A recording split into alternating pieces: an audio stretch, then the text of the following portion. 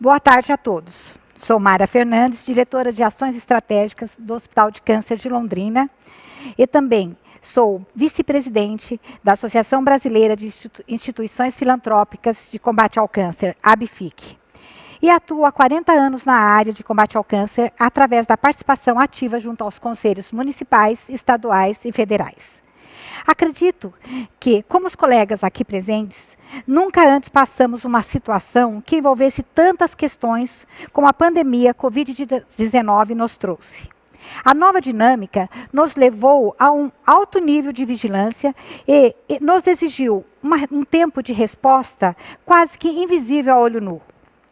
Medidas adotadas num determinado dia ficavam obsoletas no dia seguinte. Assistimos a um tempo de resposta recorde por parte da ciência. Em poucos meses, temos diversas vacinas sendo testadas e esperanças de que, em breve, possamos viabilizar a imunização. O chamado novo normal teve impacto profundo também na oncologia, seja na alta demanda das IPIs, no aumento de preços ou na escassez de alguns medicamentos no mercado. Para o enfrentamento da nova situação, tivemos que focar não só nos pacientes, nos familiares, mas também no colaborador, nos profissionais na linha de frente que precisam tanto do apoio emocional. Quando tudo isso acabar, e assim esperamos, teremos que nos preparar para a onda que acompanhará todo esse esforço para se adaptar à nova realidade, cobrando junto aos gestores como fazer para colocar as filas em dia. Com a alta de medicamentos, a situação financeira das instituições, o aumento de números dos atendimentos, bem como a doença chegando em estado mais avançado. E é isso que vamos debater aqui hoje à tarde.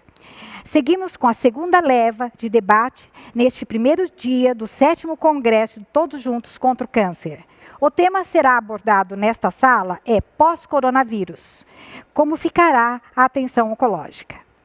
Pesquisas recentes apontam que os tratamentos oncológicos foram gravemente afetados desde o início da pandemia da Covid-19 no Brasil. Cerca de 50 mil brasileiros deixaram de ser diagnosticados com câncer. Outros milhares de pacientes, já com tumor detectado, tiveram os tratamentos suspensos. Estima-se que em abril de 2020, cerca de 70% dessas cirurgias com câncer foram adiadas. O cenário exige cuidado, planejamento e atenção. Para falarmos melhor a respeito, chamo agora os nossos convidados. Ana Cristina Pinheiro Mendes Pereira, diretora-geral do Instituto Nacional do INCA. Ana Cristina, aproveito a oportunidade para cumprimentá-la não só o seu trabalho junto ao INCA, como o trabalho que tem feito junto ao CONSINCA, da qual a ABFIC faz parte, e o trabalho que você tem feito tem nos honrado muito. Muito obrigada, Mara, é um prazer estar aqui com você, sendo moderada por você, nesse evento que certamente vai contribuir para esclarecer a população, os profissionais de saúde, num momento, assim, acho que nunca antes vivido, né, pelos sistemas de saúde no mundo. E, claro, isso tem um impacto, inclusive, na assistência oncológica. Muito obrigada pelo convite. Bom, eu vou aproveitar então, Ana, você como vai ser a primeira palestrante, eu gostaria que você já começasse a palestra neste momento. Perfeitamente. Então, essa é a grande pergunta, né? Como ficará a atenção oncológica? Então, eu declaro, assim, eu não tenho nenhum tipo de conflito de interesse. Então, eu acho que vale a pena a gente começar, para abordar um tema tão complexo como esse, a gente começar abordando de uma maneira geral os desafios do sistema de saúde como um todo, que são muitos, né? E a assistência oncológica, ela está inserida nesse sistema, então, por isso eu coloquei aí o câncer, né, no centro do sistema. E aí, obviamente, a gente começa pela questão do envelhecimento, ou seja, o câncer é uma realidade na população mundial, é um conjunto. Quando a gente fala câncer, é importante lembrar que não é uma doença, são mais de 100 doenças completamente diferentes, com perfis biológicos completamente diferentes e que, portanto, merecem né, tanto do ponto de vista de celeridade para o tratamento, até o tipo de tratamento, ações diferentes. Então, eu gosto sempre de lembrar isso. Então, são doenças, na sua maioria, relacionadas ao processo de envelhecimento do corpo humano. Envolve uma questão importante de acesso, esse é o grande desafio, o acesso não só a tratamento, mas a todas as etapas anteriores, que são do diagnóstico, do rastreamento e das próprias políticas de promoção da saúde, né, e controle de fatores de risco.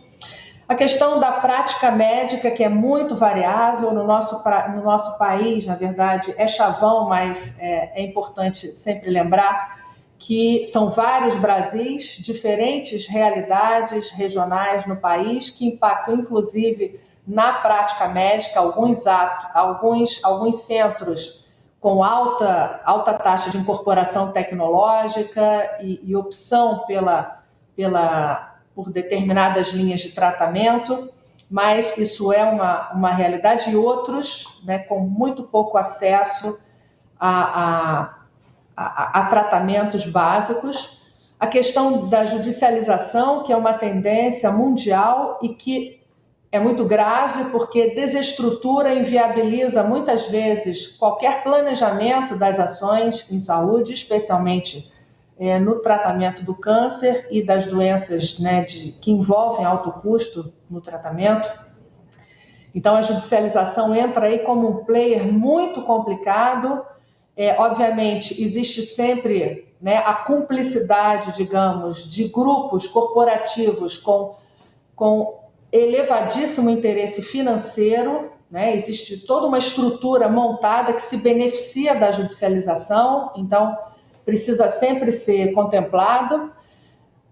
O aspecto do cuidado fragmentado, e quando a gente pensa especialmente no sistema público de saúde, a articulação entre as três instâncias, né, entre as três esferas do sistema tripartite, que é a base do SUS, e quando a gente pensa nessas três instâncias trabalhando de maneira desarticulada, isso acaba impactando na qualidade do cuidado, na continuidade do cuidado e a própria fragmentação do cuidado. E quando a gente pensa em assistência oncológica, a gente fala necessariamente de uma linha de cuidado oncológico integral, indo desde a promoção de saúde, né, de hábitos saudáveis, a rastreamento, diagnóstico, tratamento e o cuidado paliativo, que é o outro extremo do escopo dessa linha de cuidado. Então, esse contínuo, né, ele é fundamental para a eficiência do sistema. E um problema grave do nosso país também, que é a pouca disponibilidade de dados confiáveis e o uso inadequado dessa informação que é produzida.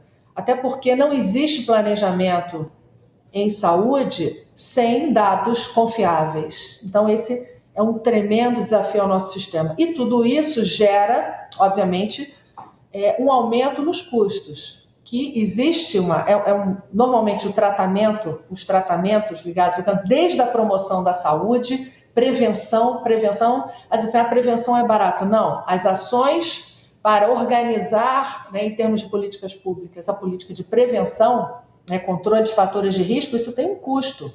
Não é barato, obviamente, se comparado aos custos do tratamento, que são crescentes, a cada dia surge uma nova droga, um novo imunobiológico, um novo equipamento para ser incorporado. Então, claro, os custos são crescentes. Então, a gente está falando de um escopo de doenças que envolve um alto custo. E quanto mais ineficiente o sistema, maior o desperdício e, consequentemente, maior o custo imposto à sociedade. Sempre lembrando isso, é a sociedade quem financia esse sistema. O dinheiro vem de todos nós, né?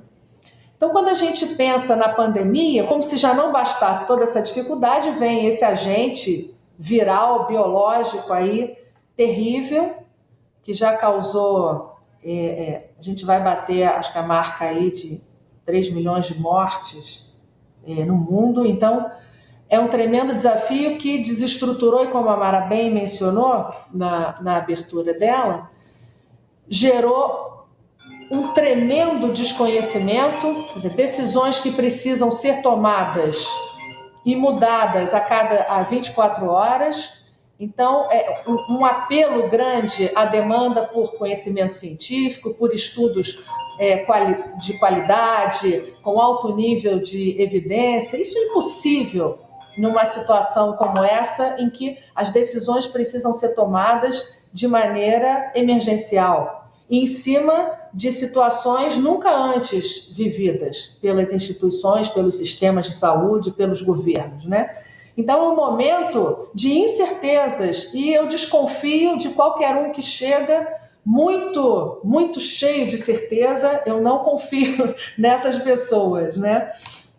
Então, a pandemia agregou novos desafios e agravou desafios anteriores desse sistema, né, de saúde. E como eu destaquei aqui, o maior desafio de todos foi a necessidade de agilidade nas tomadas de decisão. Então, aqui no INCA, passar um pouquinho da nossa experiência aqui, nós criamos um plano de contingência para tentar atender esses desafios. Criamos logo um gabinete de crise, né, ainda no mês de março, quando os primeiros casos, né, vinham aparecendo aqui.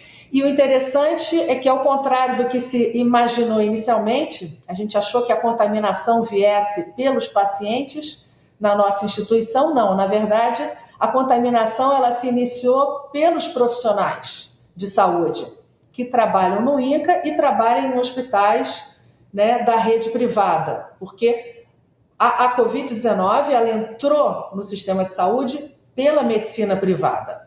Então, nós tivemos profissionais contaminados e aí logo começamos a perceber uma necessidade assim, emergencial de integração entre os processos institucionais já definidos, aqueles POPs, enfim, e a gestão efetiva, né?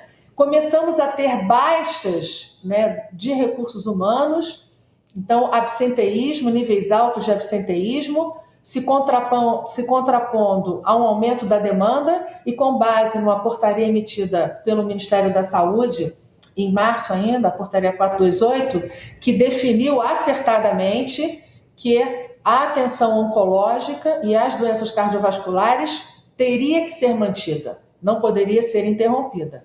Então, assim, nós procedemos tentando manter a assistência institucional, apesar, né, dos acontecimentos que vinham, dentre eles o absenteísmo nos profissionais de saúde. Nós tivemos em alguns setores uma taxa de absenteísmo no momento de pico, que foi no final de abril e início de maio, de 60% dos profissionais em alguns setores, né?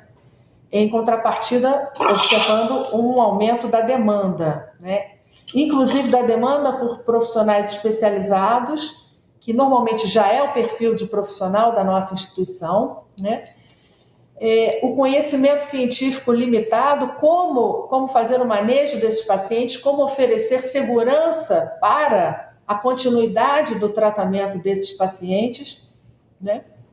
E uma demanda maior do que a oferta de leitos. Foi estabelecido com a rede, né, as demais instâncias, a rede estadual e municipal de saúde, aqui no Rio de Janeiro, um sistema de contrarreferência por vaga zero, de transferência, então, de pacientes do INCA para unidades especializadas no tratamento da Covid-19. Só que à medida em que essa rede de contrarreferência foi sendo saturada pelo aumento crescente, né, da demanda, nós tivemos que permanecer com esses pacientes dentro das nossas unidades hospitalares e, obviamente, isso teve um impacto na continuidade da assistência oncológica. Então, nós, dentro desse plano de contingência, nós definimos alguns indicadores estratégicos, né, para o monitoramento e controle dessas ações envolvidas no plano de contingência.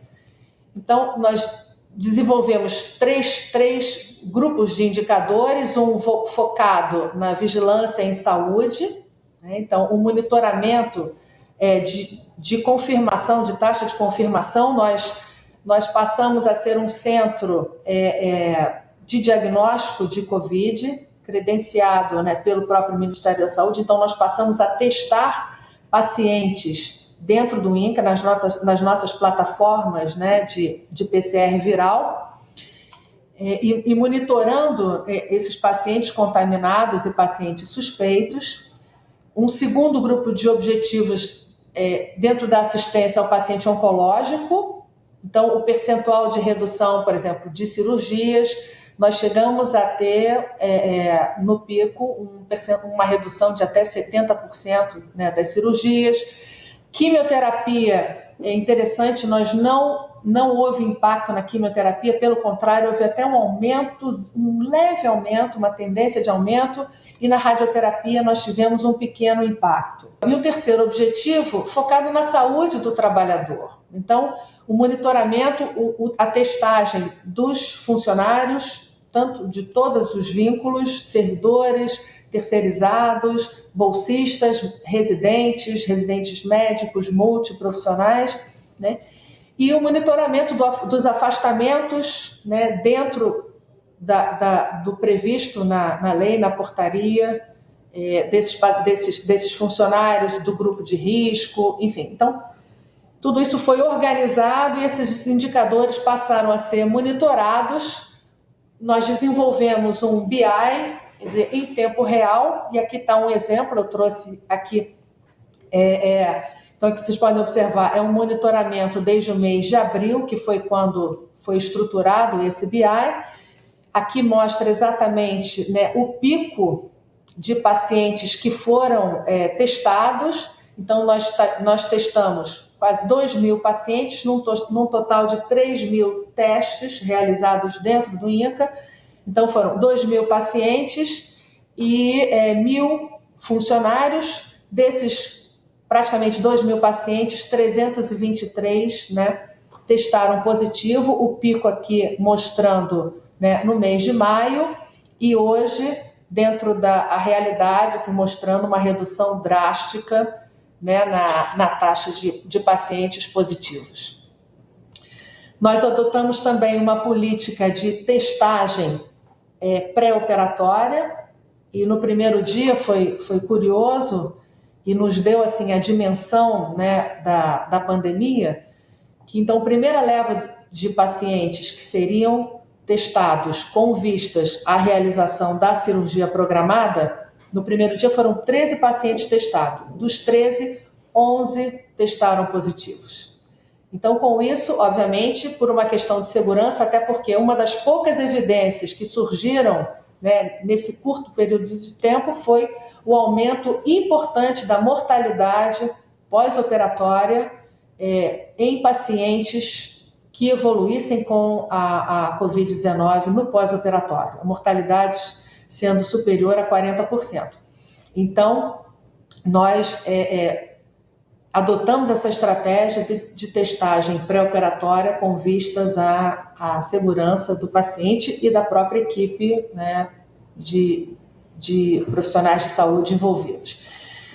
Aqui um outro exemplo de indicador. Então, por exemplo, foram 273 óbitos, totalizando aí uma taxa de mortalidade que chegou a 12,77%, dentro do esperado, né, no cenário da oncologia. Então, essa é a taxa média assim, mundial de mortalidade. Então, não tivemos assim, nenhuma ingrata surpresa, o que corrobora, de certa forma, o acerto das decisões tomadas.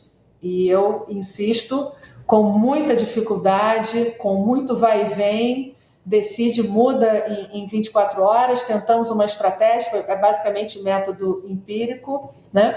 Então, mas ao longo do tempo nós tivemos um aprendizado importante. E quando a gente pensa no câncer, todo esse esforço, né, é com vistas a reduzir o impacto do câncer na sociedade de um modo geral. Então, atuando na prevenção primária, conseguir reduzir a incidência de alguma forma. Muitos tipos de câncer são preveníveis através do controle dos fatores de risco, reduzir a mortalidade e aumentar a sobrevida. Então, aí entram aí os 4 principais pilares da prevenção primária, da detecção precoce, do diagnóstico preciso, do tratamento adequado, incluindo aí os cuidados paliativos. Então, é importante entender a biologia e a patologia do câncer, perceber, ter o conhecimento das diferenças entre os diferentes tipos de câncer, desenvolver novas modalidades diagnósticas e de tratamentos, obviamente com base na evidência da custo-efetividade desses tratamentos e fomentando evidências para subsidiar a adoção das políticas nacionais, né, em atenção oncológica, das quais o INCA é o órgão do Ministério da Saúde responsável por isso, né?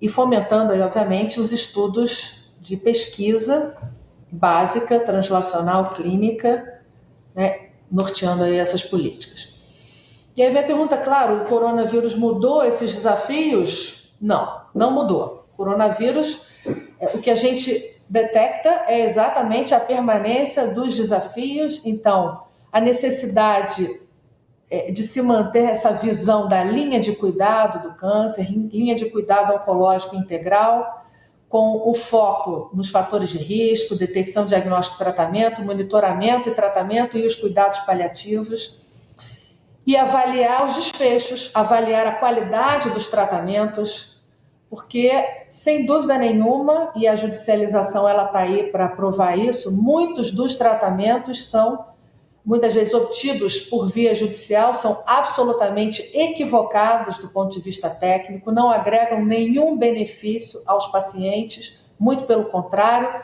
pioram muito a qualidade da sobrevida desses pacientes e, na verdade, para muitos pacientes, infelizmente, que chegam já ao sistema, têm acesso ao sistema de saúde já num estágio mais avançado da sua doença, eles não têm a garantia do cuidado paliativo, do tratamento de suporte para garantir uma qualidade de vida adequada. Esse é um tema muito pouco abordado, não tem nenhum glamour, a sociedade civil pouco se interessa por garantir esse tipo de tratamento, que é um indicador fundamental da qualidade, assim, do grau, do nível de desenvolvimento de uma sociedade. Então, aqui mais dados, quando a gente pensa da governança do cuidado em câncer. Então, todas as ações que estão envolvidas, a questão da remuneração e pagamento por performance e não apenas por pacote. Então, tem uma série de estratégias que envolvem aí a Política Nacional de Controle de Câncer, que vem com a perspectiva de oferecer uma assistência mais eficiente, né, e equânime a todos os cidadãos brasileiros.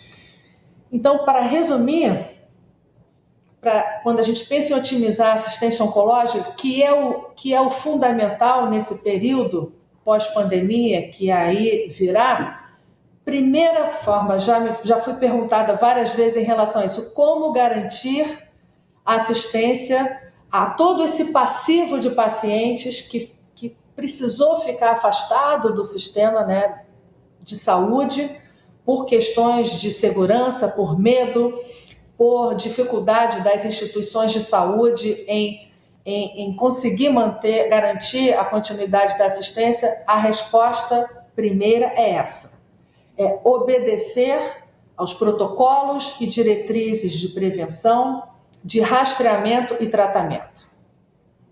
Né?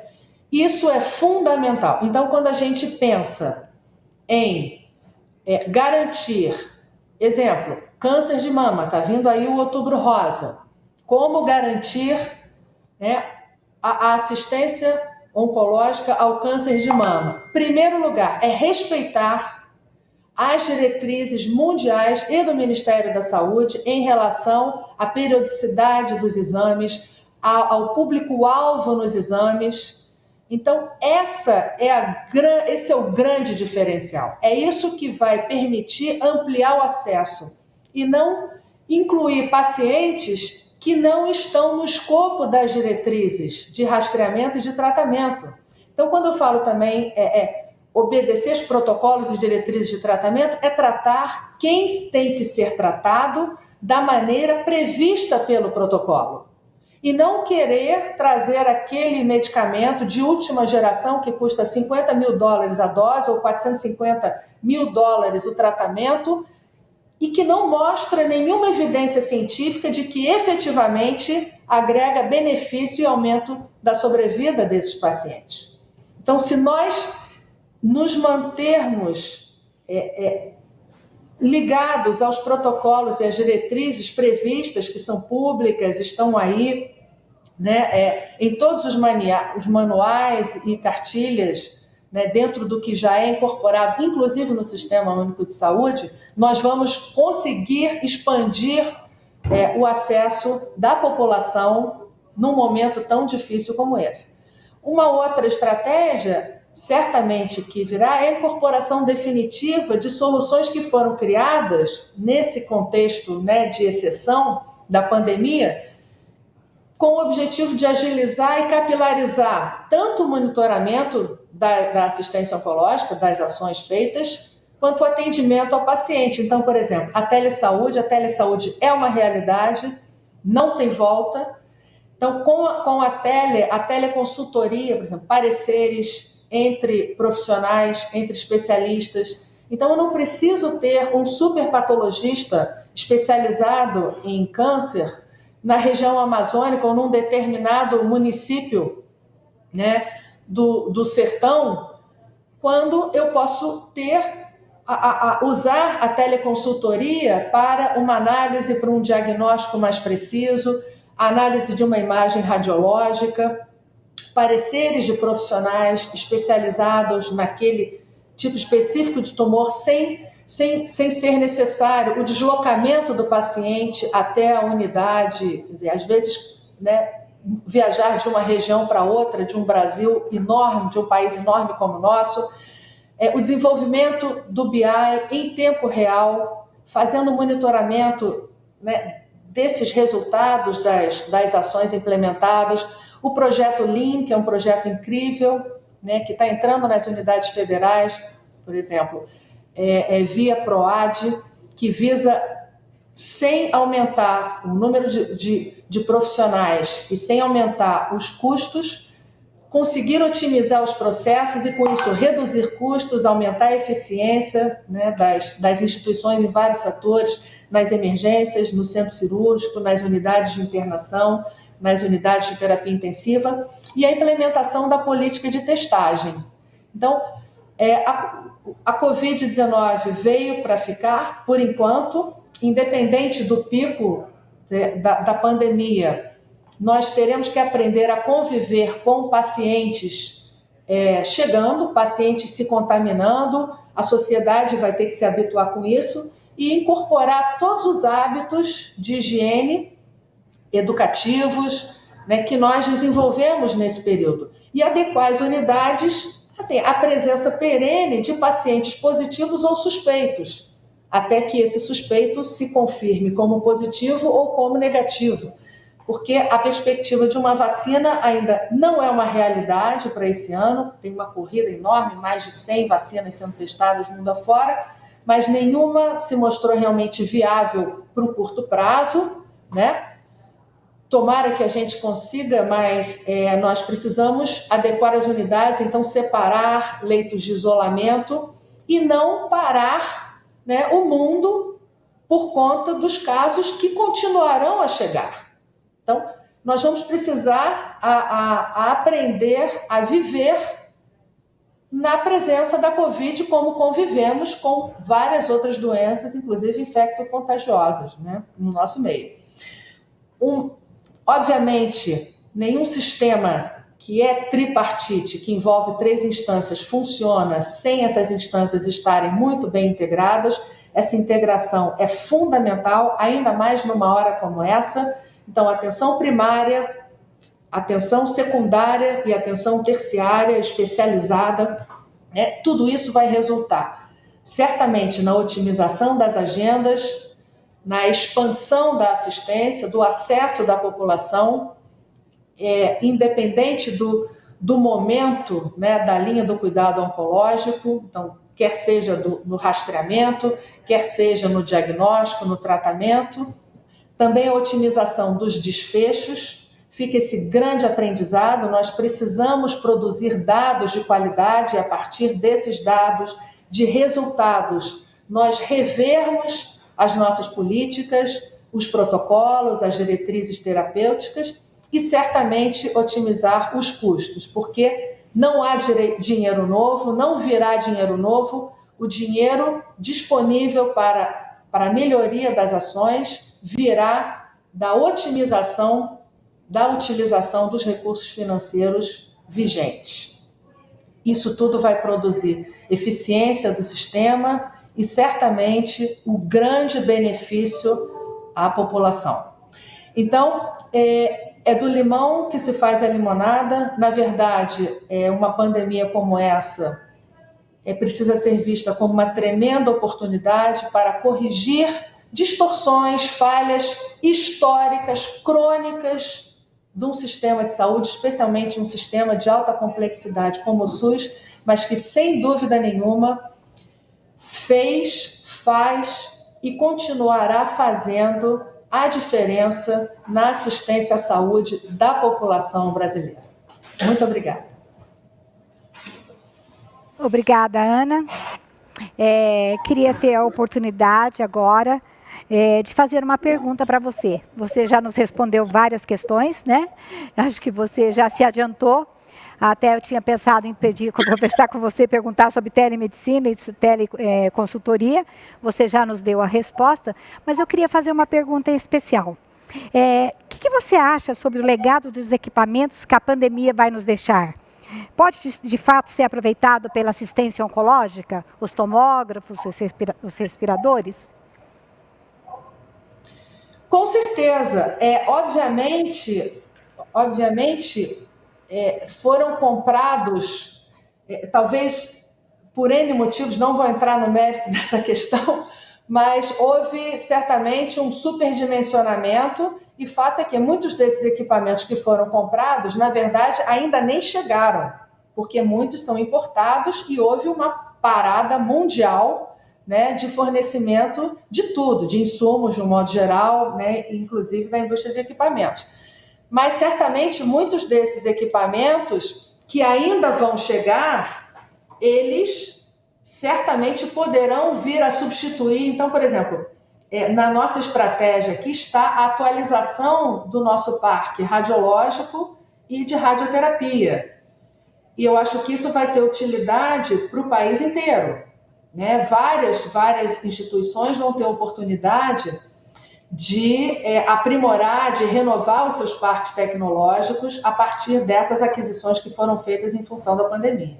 Até mesmo, como você mesmo disse,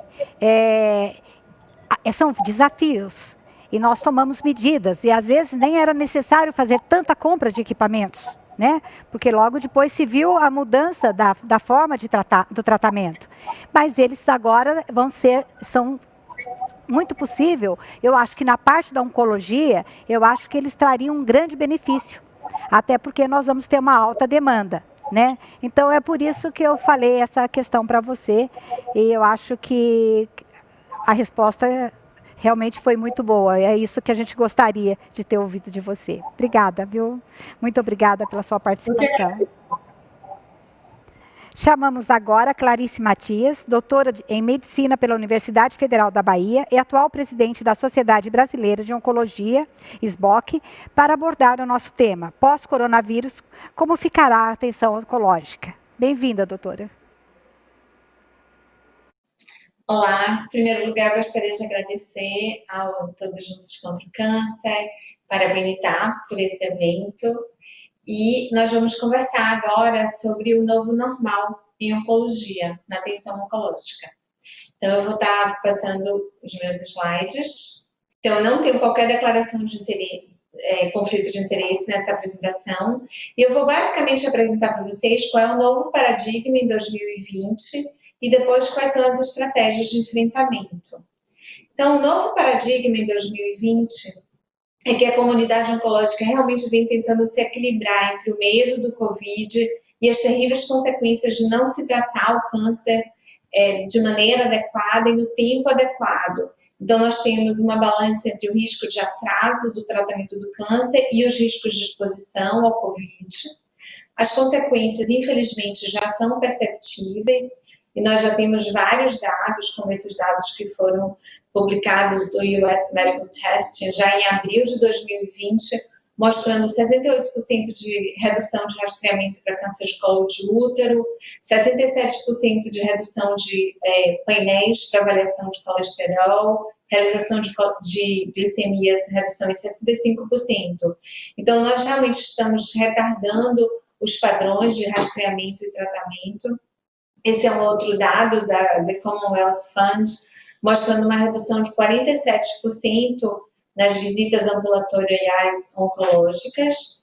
E esses são dados brasileiros, dados da Sociedade Brasileira de Cirurgia Oncológica e da Sociedade Brasileira de Patologia, mostrando uma redução de 70% nas cirurgias de câncer e uma redução em 30% de novos pacientes no ICESP nesse mesmo período.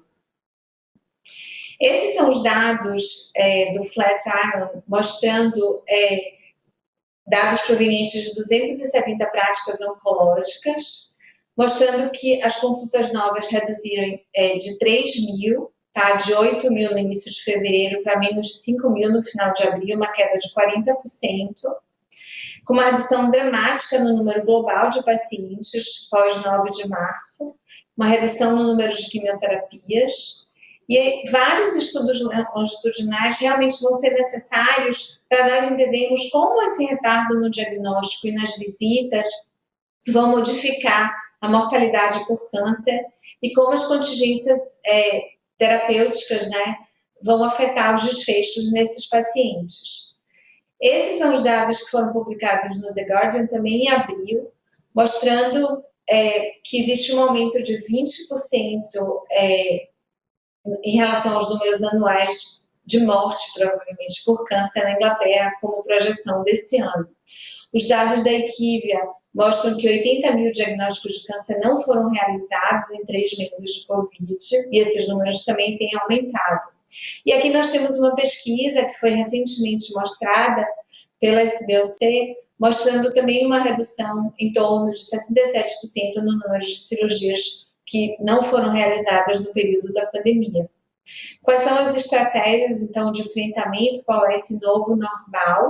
Né? A gente volta para a balança do equilíbrio, e aí nós precisamos fazer um combate direto ao vírus, mas nós sabemos que existe todo um processo, né, para nós chegarmos à realização de vacinas e de medicamentos eficazes contra o vírus, e nós temos que efetivamente dar à população a segurança do combate à propagação do vírus, com reforço nos programas de educação de pacientes durante a consulta, nas mídias sociais, redução de circulação de pessoas nas clínicas e hospitais quando possível e criação de áreas seguras, que são chamadas zonas COVID-free, redução no número de acompanhantes em consulta, estímulo à telemedicina e teleconsulta, né? Pacientes em tratamento oral, isso é um apelo que nós fazemos também ao governo, porque nós precisamos realmente efetivar esse tratamento e fazer essas trocas quando possível, e o TJCC foi tão importante nesse movimento,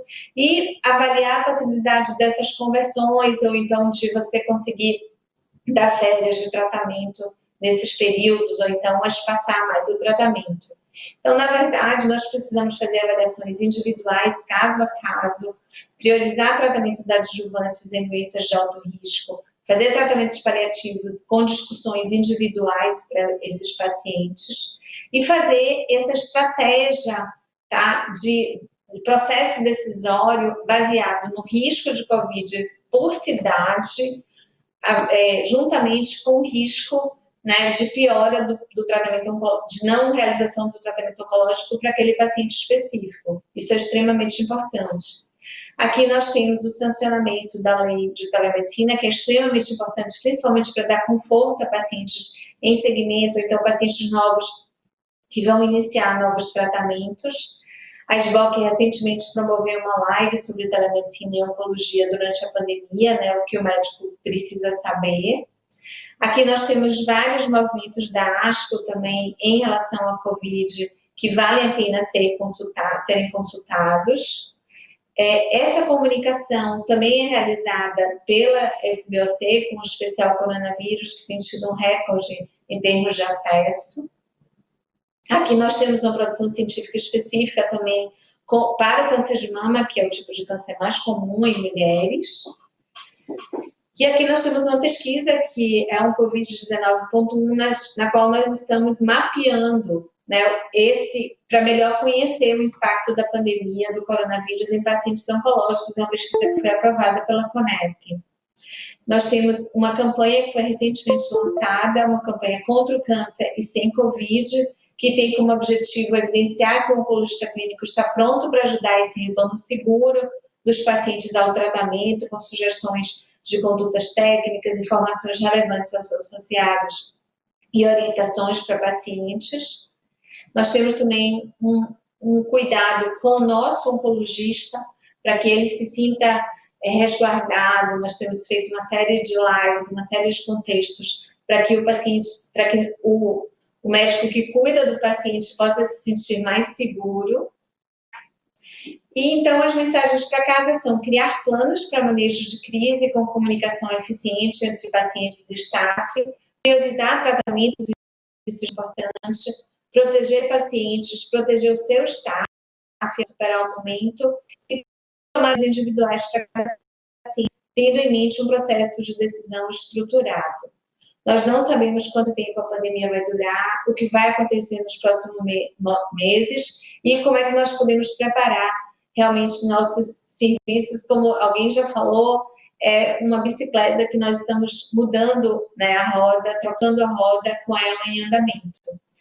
E eu gosto muito dessa frase de Mário Sérgio Cortella, que é coragem e preparo, e não mera disposição eufórica. Muito obrigada. Obrigada, Clarice. Gostaria de fazer uma pergunta para você agora.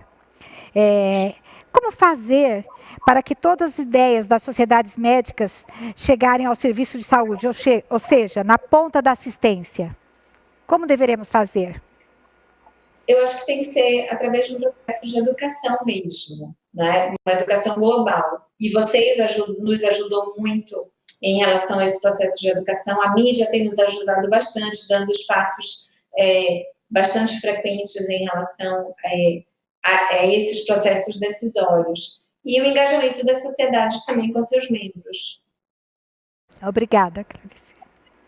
Agora vamos receber Claudiosvan Martins Alves de Souza, especialista em regulação de vigilância sanitária na Agência Nacional de Vigilância Sanitária, Anvisa, e coordenador substituto de pesquisa clínica em medicamentos e produtos biológicos. Para abordar o nosso tema, pós-coronavírus, como ficará a atenção oncológica. Por favor, Claudiosvan, a palavra é sua. Muito obrigado. Gostaria inicialmente de agradecer pelo convite. É uma honra estar participando, né? A gente tem participado todos os anos, né, desse evento, então é muito importante para nós. E eu gostaria de agradecer por esse convite para participar novamente este ano. Então, nós vamos... eu vou discutir um pouquinho aqui, não é, o tema que é como ficará a atenção oncológica, né, no pós-coronavírus, sob a perspectiva da Anvisa, falando de pesquisa clínica, ou seja, pesquisa clínica sob as perspectivas da Anvisa, não é? Então, eu tenho uma meia dúzia de slides, né, que eu já vou passar para vocês. Eu sempre gosto de fazer um recorte, não é que nem todo mundo sabe, mas somente aquelas pesquisas clínicas que têm a finalidade de registro que estão sujeitas à vigilância sanitária e, portanto, à anuência, né, a avaliação e a anuência da Anvisa. Não é? Então, a maioria das pesquisas, na verdade, não está sob vigilância sanitária, né? As pesquisas as pesquisas científicas, as pesquisas acadêmicas, não é, elas são em maior número, não é, em relação às pesquisas que têm o objetivo de subsidiar o registro sanitário pela Anvisa, né? É importante fazer esse recorte, né? E além da instância regulatória, não é, que somos nós, a Anvisa, há ainda a instância ética, que no caso é uma atribuição dos comitês de ética, não é, os comitês locais, e a Comissão Nacional de Ética, né, que é a CONEP, que é ligada ao Conselho Nacional de Saúde e ao Ministério da Saúde. Por conta dessas circunstâncias, né, desse cenário da pandemia, que foi decretada a partir de março, não é, nós tomamos algumas medidas, né, algumas ações regulatórias no que tange as pesquisas clínicas, né, em si, que é objeto de avaliação da minha área em particular, que é a coordenação de pesquisa clínica, não é, mas nós criamos um comitê no âmbito da Gerência Geral de Medicamentos, né, que trata não só da pesquisa clínica, mas também dos registros de medicamentos, né, sejam medicamentos sintéticos ou medicamentos biológicos, e outras demandas relacionadas à Covid-19. Esse comitê teve esse objetivo principal de dar celeridade, não é, às respostas a todas as demandas relacionadas à Covid-19, aqui no âmbito da Gerência Geral de Medicamento, a qual nós, da Coordenação de Pesquisa Clínica, estamos vinculados, né? Então, como disse, esse comitê está exclusivamente dedicado a essas demandas, né?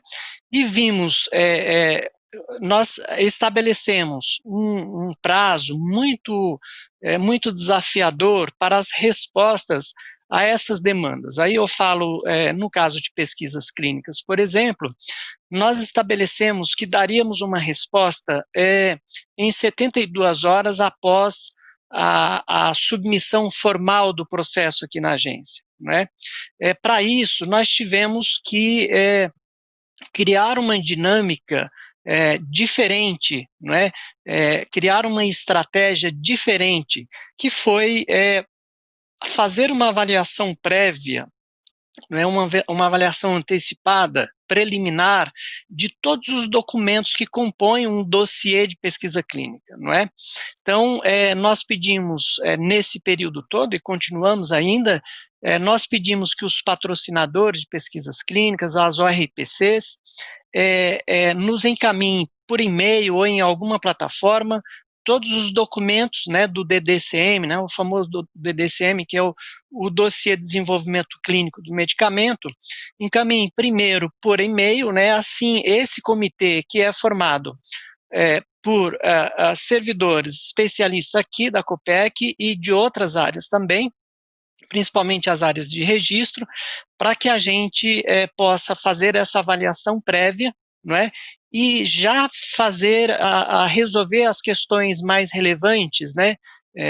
Normalmente a gente faz isso por uma exigência técnica, né? Em circunstâncias normais, nós encaminhamos uma exigência técnica para o patrocinador e ele tem lá 120 dias para cumprir. Não é? Agora não, agora nós estamos nos comunicando por e-mail, então fazemos essa avaliação prévia, encaminhamos os nossos questionamentos para o patrocinador ou para o RPC, que muito rapidamente volta com as respostas. De modo que quando todas as questões mais relevantes estiverem sido superadas, nós sinalizamos para que o patrocinador formalize o peticionamento do DDCM, mais o protocolo clínico, e a partir de então nós contamos essas 72 horas para dar resposta.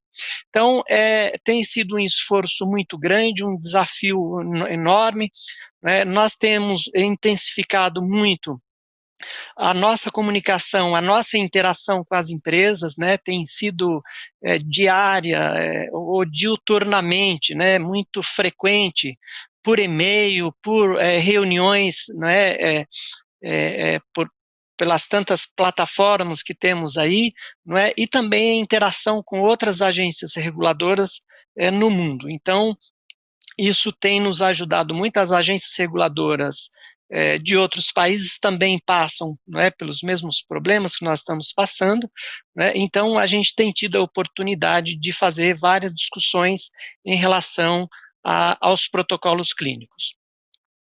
Bom, além do comitê, nós, desde o início da pandemia, nós elaboramos algumas orientações, porque sabíamos, né, e isso logo começou a aparecer, né, que a Covid-19, obviamente, afetaria de forma muito relevante, não é, a condução das pesquisas clínicas no Brasil, não é?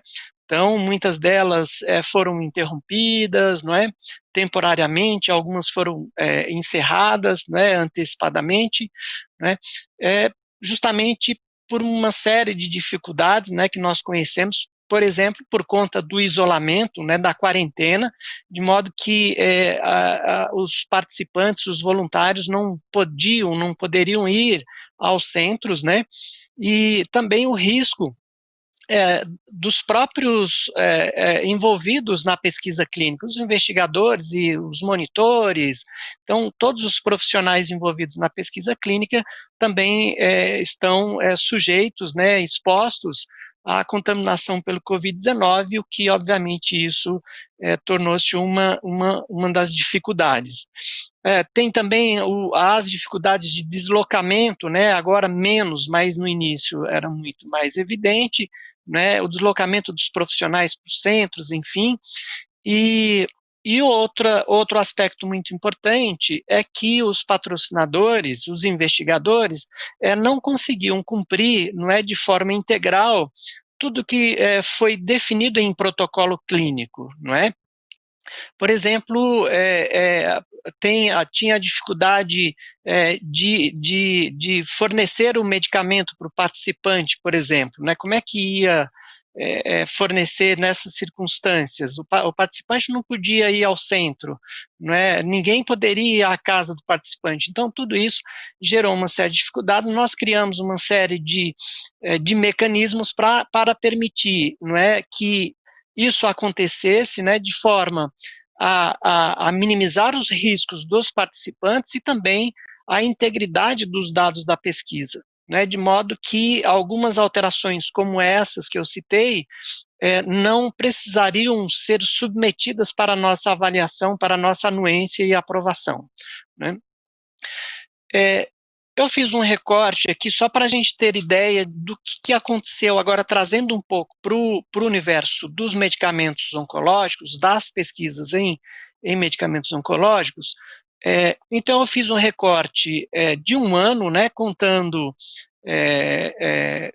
de agosto, agora de agosto para trás, então completou um ano, né, em setembro de 19 a agosto, agora de 20, completou um ano, né. Então, eu trouxe esse gráfico. Esse gráfico, ele é um gráfico de entradas, de submissões de protocolos clínicos aqui na COPEC, não é? Nesse período de setembro de 19 a agosto de 20, não é? Lembrando que a partir de março, né, que foi decretada, então, a pandemia. Foi declarada, então, a situação de emergência. Então, observem que nesse gráfico eu estou comparando os protocolos clínicos gerais, né, todos os protocolos clínicos, exceto os protocolos específicos para medicamentos oncológicos, que é esse gráfico que está em verde, né. Observe que os protocolos clínicos em relação aos demais protocolos, para as demais classes terapêuticas, seguiu, né, mais ou menos no mesmo ritmo, né, no mesmo volume de entrada, não é?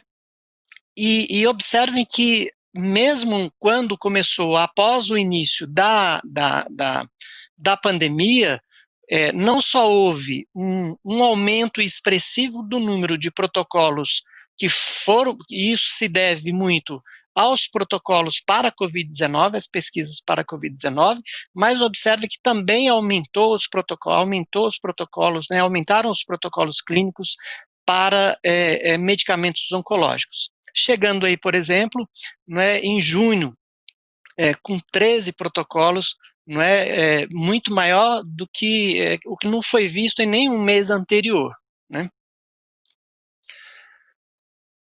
Aqui é só referente à entrada e à saída dos protocolos clínicos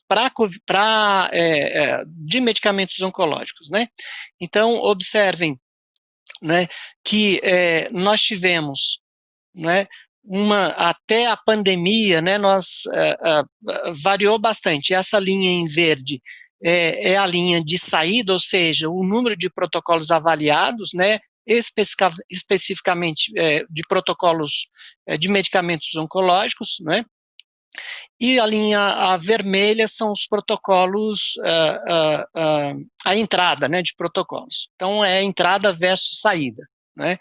Aí, de novo, né, no período de março, né, a partir de março, né, houve uma queda expressiva no número de saídas, né, de conclusões de protocolos clínicos de medicamentos oncológicos, e não foi só para os medicamentos oncológicos, né, foi para todos os demais, além da Covid, e isso se deveu exatamente à prioridade que foi dada aos protocolos clínicos exclusivamente para a Covid-19. Né? Então, observem que foram muitos protocolos que entraram nesse período e a maioria foi relacionada à Covid-19. A questão dos tempos, né, ainda falando especificamente dos medicamentos oncológicos, né, observem que nós temos uma divisão nesse gráfico que refere-se às diferentes modalidades, né, digamos assim, que são aqueles protocolos clínicos que são priorizados, né, então existem duas resoluções, né, que estabelecem critérios para priorização de análise de pesquisa clínica, de protocolos clínicos, uma RDC 205, que diz especificamente dos protocolos clínicos para doenças raras, e a outra RDC, a 204, ambas de 2017, a 204 fala, por exemplo, de medicamentos para doenças negligenciadas, ou medicamentos que têm a sua produção nacional, ou estudos fase 1 e 2, aliás, estudos pediátricos, né, desculpa. Então, tanto a RDC 204 como a RDC 205, então, nos permite fazer a análise com prioridade. Então, voltando para os números que eu apresentei, observem que nesse período de um ano, né, que é de setembro de 19 a agosto de 20, foram 8 protocolos clínicos para medicamentos oncológicos, não é, que foram enquadrados na análise priorizada pela RDC 205, não é, cujo tempo desde a entrada do protocolo até a publicação, né, no Diário Oficial, foi de 4 meses, né, isso contando, inclusive, o tempo que é atribuído à empresa para ela cumprir exigências técnicas, né. As exceções, né, corresponderam a 46 protocolos daquele total, né, e essas exceções nós chamamos, são classificadas como exceções, classificados como exceções, aqueles protocolos clínicos, né, mais complexos, né, por exemplo, biológicos, né, aqueles protocolos que têm estudos clínicos fase 1 ou fase 2, né, vacinas, então esses que chamamos de protocolos mais complexos, então colocamos como exceções. Observe que foi um número razoável de protocolos de medicamentos oncológicos enquadrados, né, como exceções, então foram 46, e isso se deve sobretudo ao fato de grande parte dos medicamentos oncológicos serem ser biológico, né?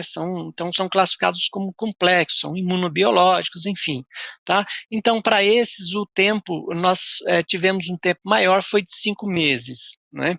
E, de novo, né, isso contando desde a entrada, né, a submissão, até a publicação em DOU, e, de novo, também contando já com o tempo gasto pelas empresas para o cumprimento de exigência, né? Já as não exceções, né, são aqueles protocolos que não se enquadram nesses casos, né, são os não complexos, então corresponderam aí a 21, né, do total, e nesses o tempo total médio foi de 4 meses, 120 dias. Então, com isso, observem que não são prazos muito elásticos, mas, obviamente, a gente não tem, não estamos satisfeitos com esses prazos, né? E quero ressaltar também que é preciso levar em conta a questão da pandemia, né? Como eu mostrei no gráfico anterior.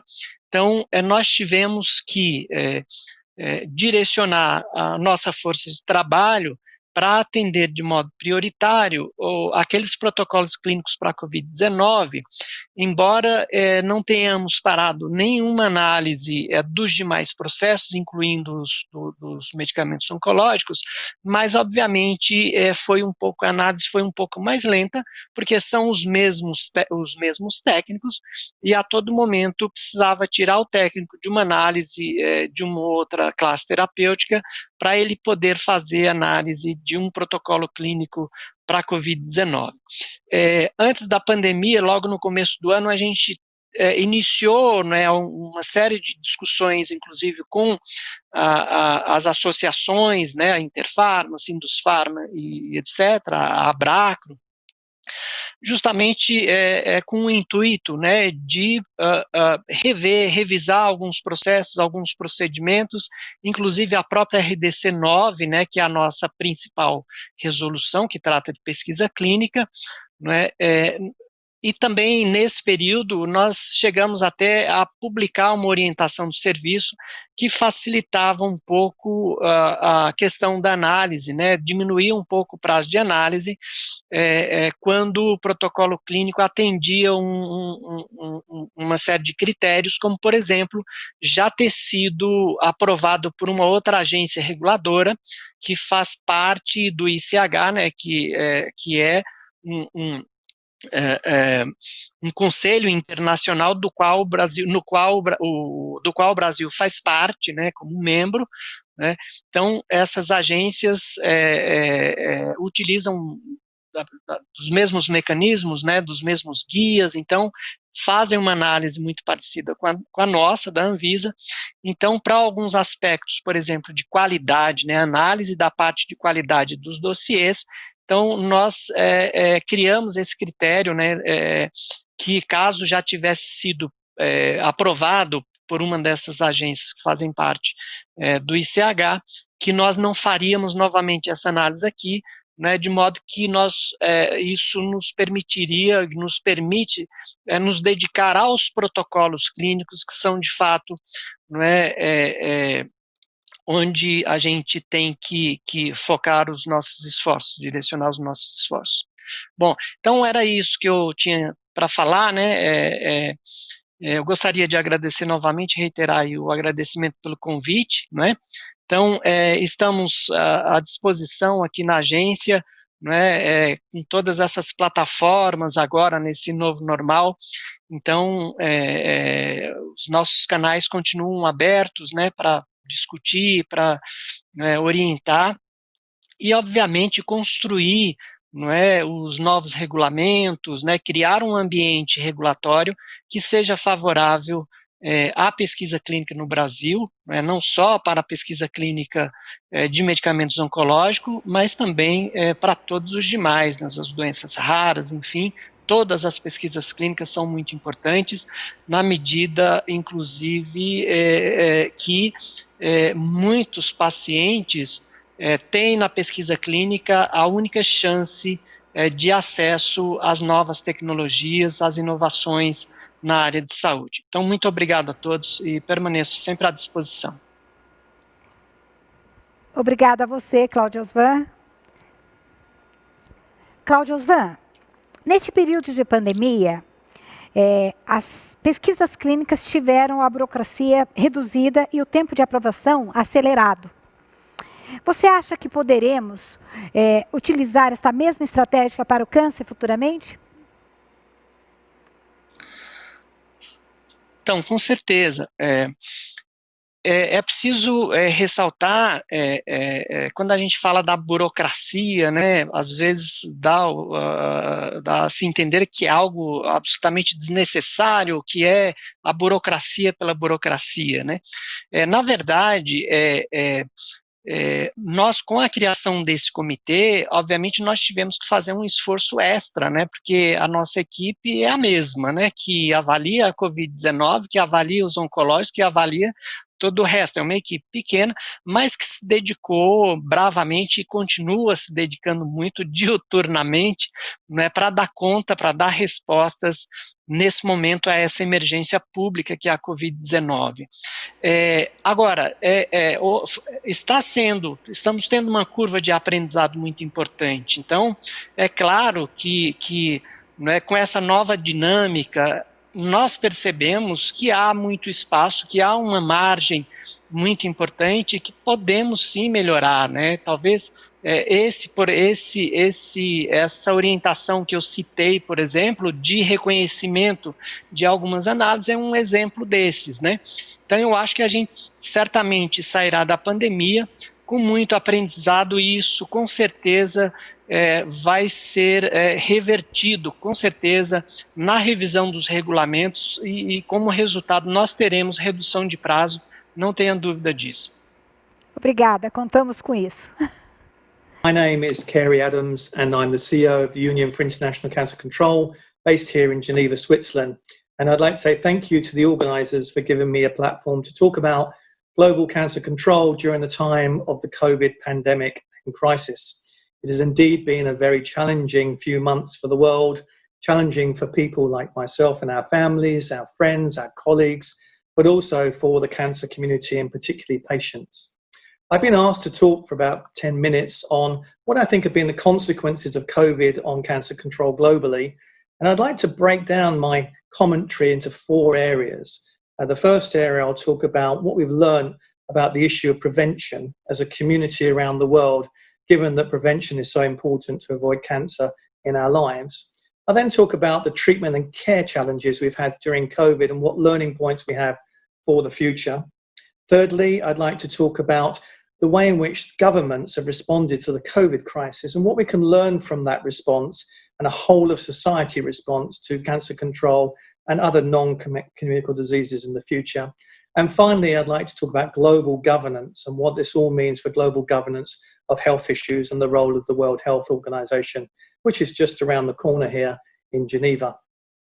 So let me start by talking about the masterclass of prevention, which we have experienced as a community over the last 4 or 5 months. The fact that we all are wearing masks, the fact that we've been encouraged to distance from each other, the fact that I'm sitting in an office in UICC in Geneva and we have distancing protocols around the office, and if you walk around you have to wear a mask. The fact that many organizations now work remotely. If you go into a shop, you have to wear a mask and they're regularly cleaning your hands. This is the first time really as a global community that we've faced up to a disease and we've had to respond in a very positive way to restrict that disease going around to friends and family and partners in the society that we live in. Prevention has become the buzzword. We have to stop the pandemic going around the world. Well, it's no different really to cancer control. You know, we have to address the risk factors of tobacco use, of alcohol use, of obesity, poor food and diet, vaccinations for young girls for HPV. So we've had a masterclass of preventing a disease. And my belief is that in time, that will move over to the prevention of NCDs and also cancer. That we will become more conscious of the fact that obesity does lead to poorer outcomes for COVID, and obesity does lead to more chance of having cancer. We have learned that those who smoke have a greater chance of having a poor outcome through COVID. And exactly the same is when it comes to cancer and the other NCDs. So I'm hopeful that our generation will be the first generation that really understands the power of prevention when we're addressing diseases globally. And cancer is a global disease. Let me move on to the second area, which I think is really important. That's treatment and care. I have been absolutely astonished and amazed by the UICC members around the world, maybe 1,200, many of whom are patient groups, who have re-engineered their business model to deliver services and support to patient groups, to patients around the world, deploying the use of Zoom, as we're doing now, using webinars, using telephone call centers, whatever it may be, to make sure that the patients who are currently seeking treatment and also facing the chances of developing COVID are supported through their journey. It's been astonishing. We've been running dialogues and webinars at UICC, which has given people the opportunity to talk about how they have changed the way they've reached out to a community which is definitely in stress. Now, I think there's been some learning there. We've learned that we can do a lot remotely, which we didn't know before. And some of the old models of face-to-face support have been changed. And I think they will continue, not just in supporting patients, but the way that we actually share information around the world, the way we put education and training into, for example, the UICC membership. I can't see conferences and congresses taking place face-to-face for many, many months in the future. But what we are seeing is that virtual alternatives supporting people in the cancer community are working. The numbers of people who dial in is big. It's much larger in some instances than previous congresses. So I think there's a lot of opportunity in the future on how we support patients through their journey, but also how we train, educate, support, and share best practice. So from a UICC perspective, having re-engineered our business model to become virtual and supporting our organizations around the world, I believe we will end up in a position where we can improve cancer control globally. The speed of sharing information, of best practice, of encouraging dialogue, encouraging people to work together is something which has been accelerated through the COVID crisis. And I'm optimistic the outcome will be a cancer community more connected than ever before. However, the financial crisis coming out of COVID is appalling. We've recently conducted a survey of UICC members around the world, and that's showing that whichever country you go into, the lack of funding is making it very difficult for cancer organizations and patient groups to support their communities. I don't know how long this will go on. It could be 18, 24, 36 months. But I suspect that the shadow of COVID on the cancer community with regard to funding will be a lot longer than the actual pandemic. We need to survive. So we need to be innovative. And I go back to what I've just said. We need to share great ideas, practices to help cancer organizations see their way through the financial crisis of the COVID crisis. And that's one of the focus areas that UICC will be spending time on in the next 12 to 18 months. Let me go on to the government response to COVID, and I won't go make any political commentary about how one government has responded in a different way to another government and whether that has led to larger numbers of COVID cases than actually should have happened. But I will talk about the fact that for the first time, we've seen a disease leap out of the health department of a government and embrace every aspect of government control. So we've seen it, it's got economic impacts, financial impacts, it's got education, schooling, trade, and the economic consequences have brought governments together to address a disease as a government, with the head of state taking a lead role in guiding the country through the crisis. Why is this important? I remember in 2011, when we were at the UN high-level meeting on non-communicable diseases, that we managed to get embedded in that document that came out of that meeting, a commitment to a whole of government approach to NCDs. And I'll be honest, it's been difficult to see major evidence of that over the last 10 years. The cancer issue, the NCD issue has stayed firmly within the health department and the health minister's area. And yes, it has occasionally come out, and some countries have done brilliantly in developing national cancer control plans, which do embrace the full continuum of cancer control and bring in the other elements of governments to make sure that things can change. Now we have seen a health issue where it has to be addressed by the whole of government. And my belief is because they've seen a health issue which has impacted economies, impacted education, impacted the trade of that particular country, even the PR, the way the government is perceived around the world, and potentially governments could be thrown out if they do not behave in the appropriate way to address COVID over the next few months. We have a government ready and primed to understand the consequences of health on society. And I believe there's an opportunity to push harder for all aspects of government to look at and to take an interest in cancer control, whether that's prevention, early detection, treatment, or care. So there's an immediate benefit, which I think the cancer community can build on in future years. The fact that we've had a really good example of where we pull together a government to address a health issue and we can have an impact. Let me move on to the fourth area, which I think is quite important. That's the issue of global governance. And we have had questions asked about the role of WHO with regard to COVID. I'm not a specialist in the COVID pandemic, and it's not for me to comment on the strengths and weaknesses of the response from WHO. I will say that given that we have uncovered every government and every part of society has struggled to understand the pandemic, it's not surprising that even WHO has had to learn as it's gone along. And yes, the changes in recommendations have probably reflected the emerging research which has come out as the COVID pandemic has spread around the world. But nonetheless, it is quite wrong to position WHO as just being the COVID organization. They are not. They do amazing things for non-communicable diseases. They've got a terrific team in there. They do incredible work on, for example, tobacco control. They've got teams that are looking at the prevention of NCDs all the time, producing guidelines, advice, and support for member states around the world. And they also have a great team on cancer, which over the last few years has diligently delivered a cancer resolution. They've improved the essential medicines list for cancer and essential technologies list for cancer. And now they're working on cost-benefit analysis to advise member states on how to invest appropriately to address the cancer burden they face in future years. WHO's role in NCDs and in cancer control is absolutely essential. And whilst there may be some larger countries with on the high income level who probably do not take as much advice from WHO as others, I can guarantee the advice given out by WHO to low and middle income countries becomes an essential part of the way that they address cancer and NCDs in their country.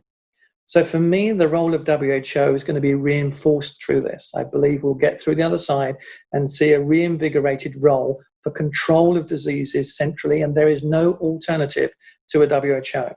And therefore, the role of UICC and its members working with member states and WHO is absolutely paramount. We have to support them through the crisis. We have to accept at the moment that their time, energy, and focus is diverted to the pandemic, but recognize that it will come back to cancer again, and we as a community have to respond. We have to take our learning to help WHO and WHO to inform and guide us on best practice. And that's a role that I think UICC and its members can play in future years. I think the one problem that we have with that is whether there's going to be a massive cancer community left after the financial crisis.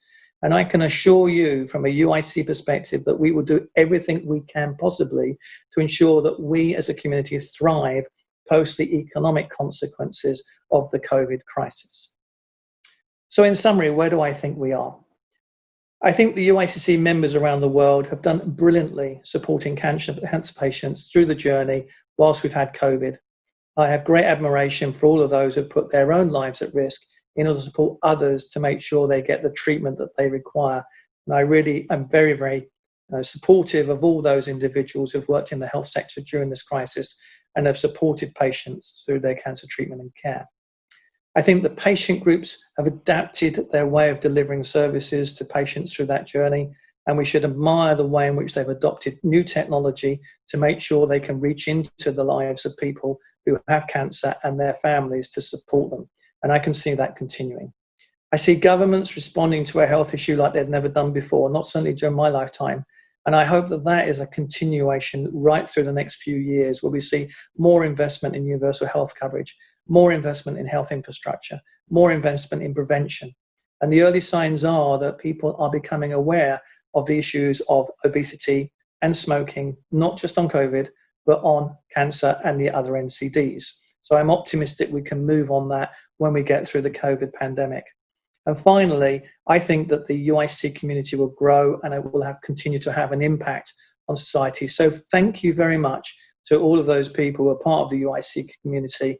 I think you do a tremendous job, and I'm very proud to represent you in Geneva, talking to WHO and the other health leaders here to say what we're doing to help us through the pandemic and make sure that the cancer community is protected and thrives after that. Thank you very much. Vocês que estão nos assistindo podem fazer suas perguntas diretamente pelo chat da plataforma.